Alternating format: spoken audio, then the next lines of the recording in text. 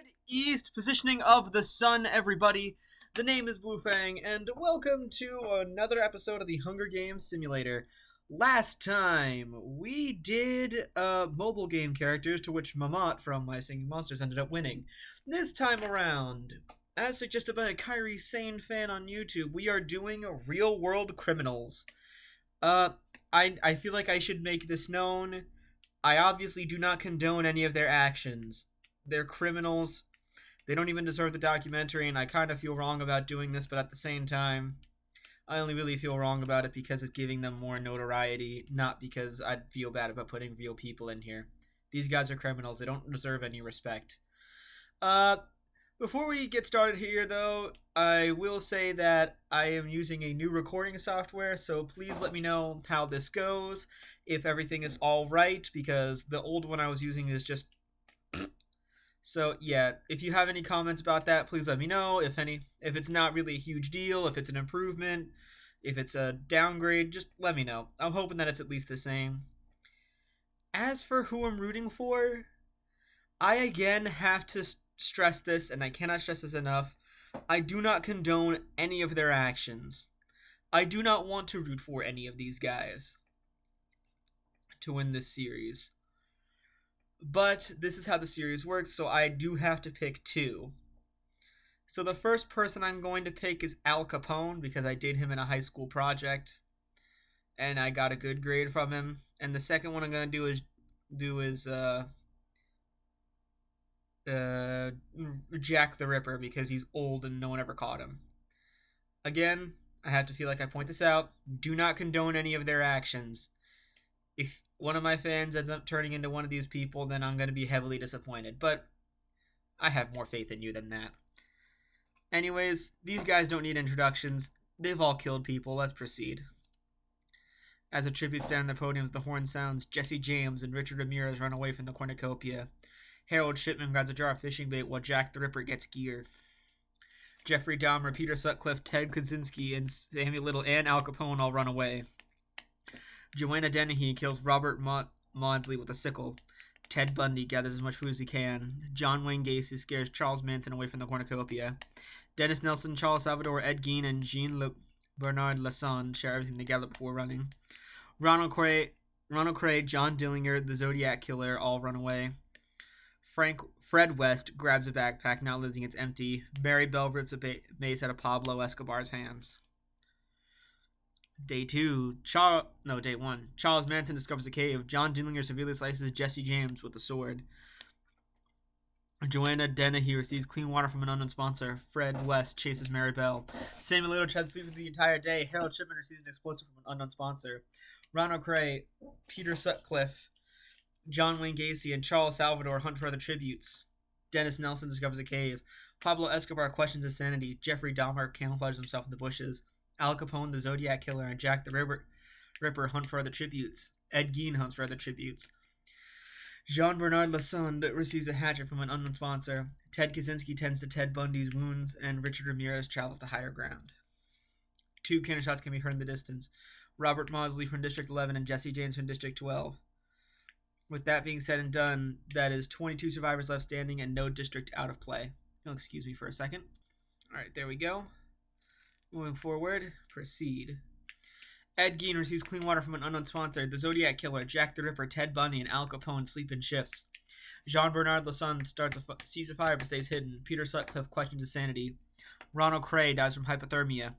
Harold Shipman shoots an arrow at John Wayne Gacy but misses and kills Fred West instead.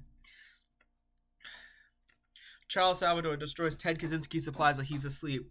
Richard Ramirez sets an explosive while killing Mary Bell, Joanna Dennehy, Dennis Nelson, and Samuel Little.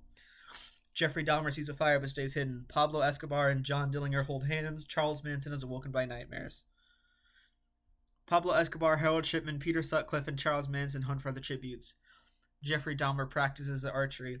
Ed Gein defeats Bernard Lassalle in a fight but spares his life. John Wayne Gacy discovers a cave. Jack the Ripper thinks about home. Ted Kaczynski stabs Al Capone with a tree branch. Alright, I don't care about losing this episode.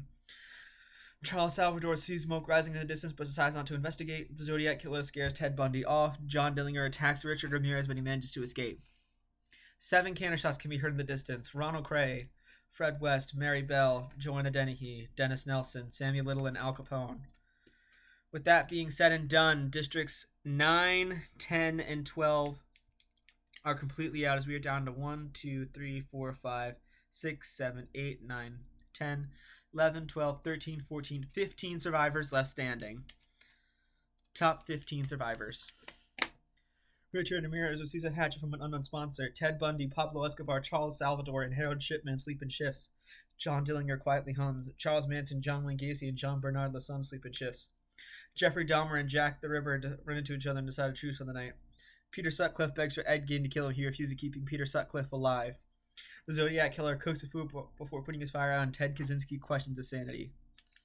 The Zodiac Killer diverts Pablo Escobar's attention and runs away. Charles Manson, Ted Kaczynski, and Richard Ramirez get into a fight. Charles Manson triumphantly kills them both. Harold Shipman constructs a shack. Jean Bernard Lason discovers a river. Peter Sutcliffe chains Charles Salvador's food, killing him. John Dillinger questions his sanity. Ted Bundy constructs a shack. John Wayne Gacy receives clean water from an unknown sponsor. Jeffrey Dahmer, Ed Gein, and Jack the Ripper get into a fight. Jeffrey Dahmer triumphantly kills them both. Alright, so kind of glad I didn't win.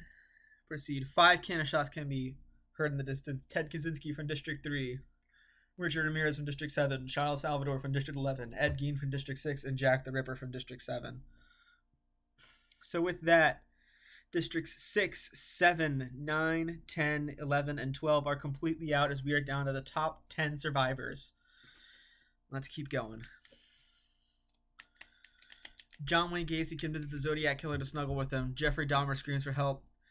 Harold Shipman, Peter Sutcliffe, Charles Manson, and John Bernard Lason sleep in shifts.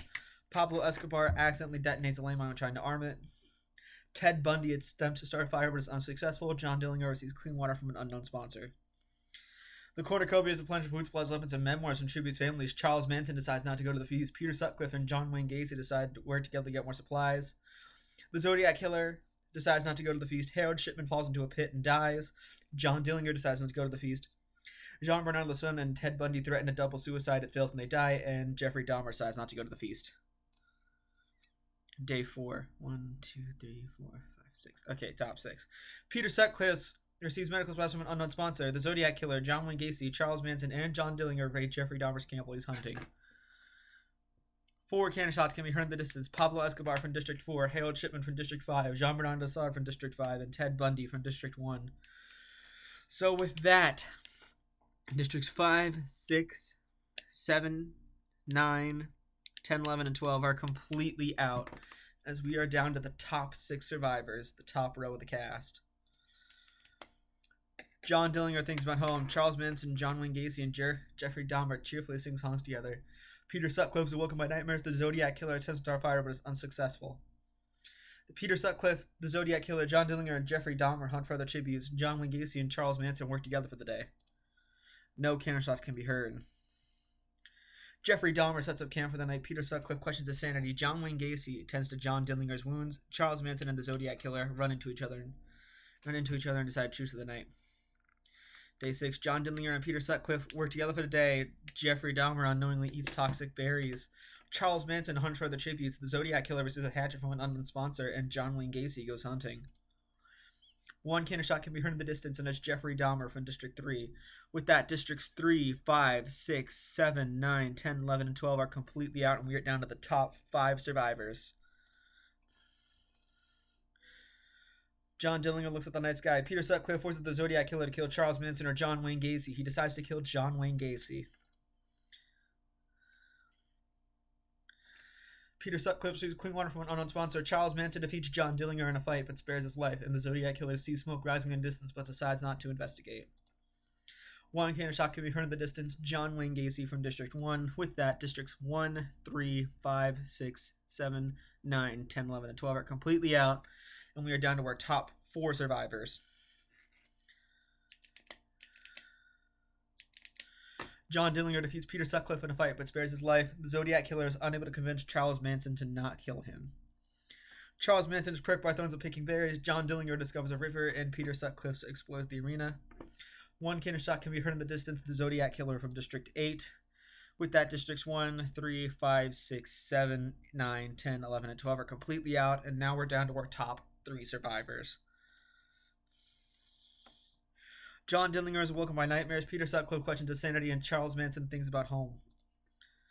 Charles Manson and John Dillinger split to search for resources. Peter Sutcliffe dies trying to escape the arena.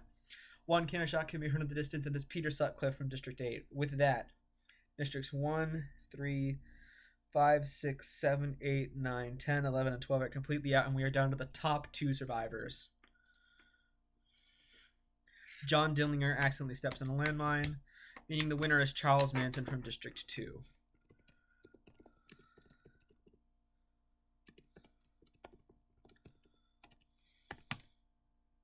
All right, proceed.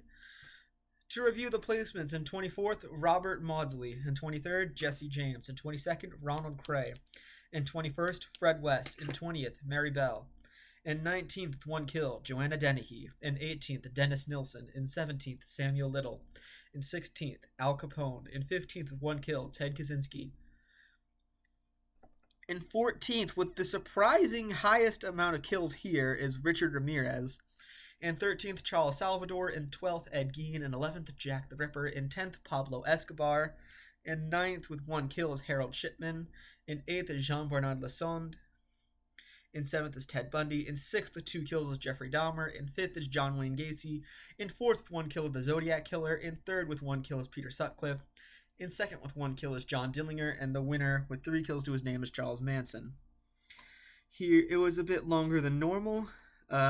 District placements in 12th 10, and 11th 12, and 10th 9, and 9th 11. Come on, really? In 8th 6, 86.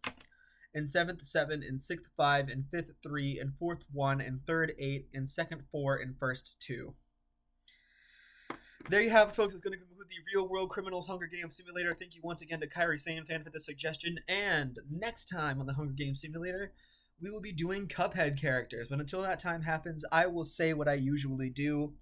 And I bid you all a good West Virginia summer, everybody. Take care, and I'll see you all next time. Goodbye.